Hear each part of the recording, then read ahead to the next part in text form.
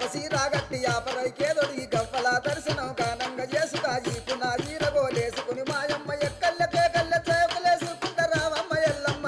చక్కని తల్లి రామమ్మ ఎల్లమ్మ చక్కని తల్లి రామమ్మ ఎల్లమ్మ రామమ్మ ఎల్లమ్మ